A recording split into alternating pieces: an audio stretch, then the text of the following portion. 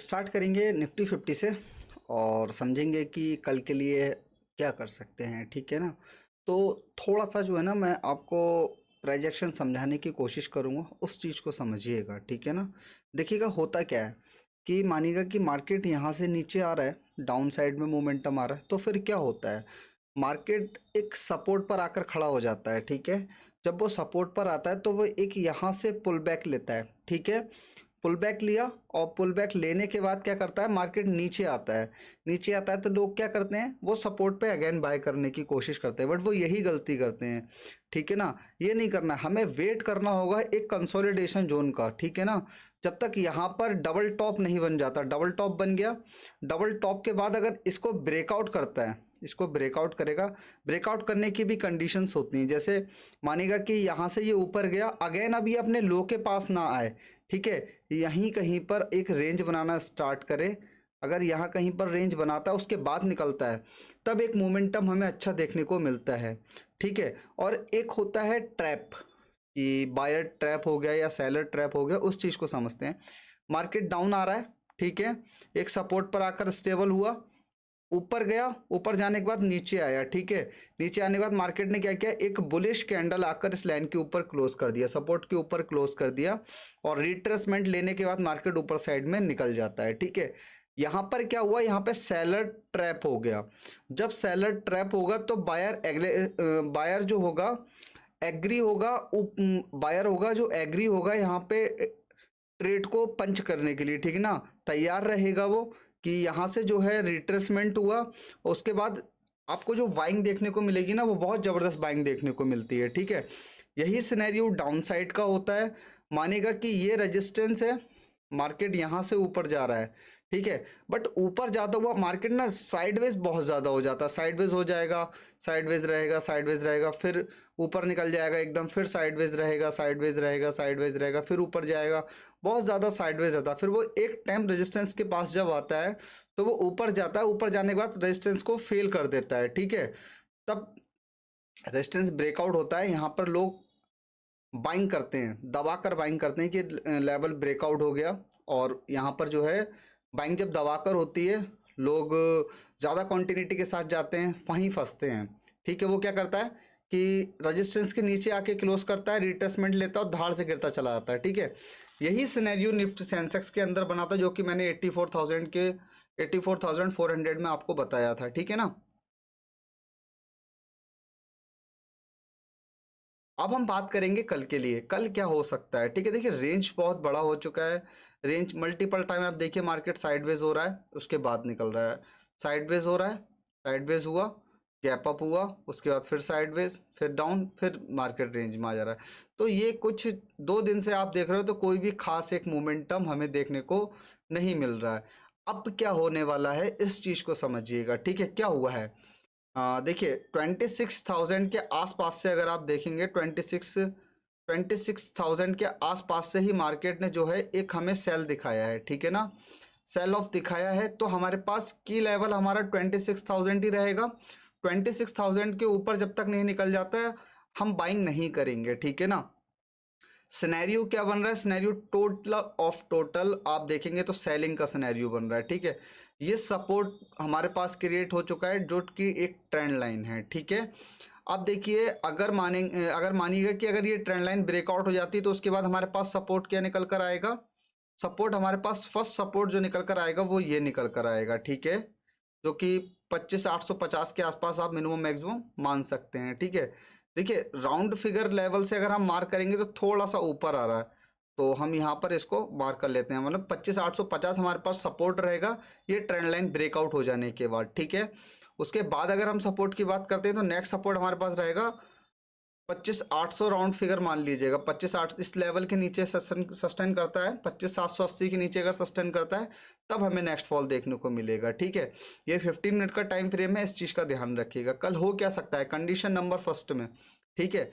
अगर देखिए मार्केट यहाँ कहीं पर गैप अप हो जाता है, तो आपको सेलिंग देखने को मिलेगी। ठीक है। हो सकता है कि एक बड़ा कैंडल आए और यहाँ पर आके रेंज बनाना स्टार्ट करे और ब्रेकआउट करे रिट्रेसमेंट के साथ, तो हमें फॉल देखने को मिलेगा। ठीक है। और अगर मार्केट ने इस ट्रेंड लाइन के नीचे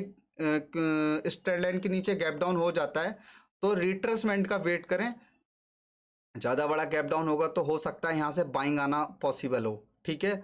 बट अगर गैप डाउन होता है और छोटा गैप डाउन होता है, मार्केट इस तरह से रिवर्स होकर ट्रेंड लाइन को रेजिस्टेंस बनाकर अगर गिरेगा, तो हमारे पास 25,850 का पहला टारगेट रहेगा, ठीक है। यहाँ पे अगर रेंज बना लेता है, रेंज बनाने के बाद थोड़ा सा ऊपर निकलने के बाद अगर नीचे गिरता है ना, तो हमारा 25,800 का सेकंड टारगेट रहेगा, ठीक है। ये जो है निफ्टी के अंदर है, सेंसेक्स का सिनेरियो थोड़ा चेंज हो जाएगा, ठीक है। देखिए इस बीच के अंदर अगर मार्केट फ्लैट ओपन हो जाता है तो ट्रेडिंग को थोड़ा सा अवॉइड कीजिएगा, क्योंकि आप देखेंगे ना कि यहाँ पर भी एक रेंज बनाया मार्केट ने, ठीक है। यहाँ पर भी पूरे दिन रेंज बनाता रहा, कितना मल्टीपल टाइम ट्राई किया ट्रेड को पंच करने का, बट कोई भी फ़ायदा नहीं हुआ हमें।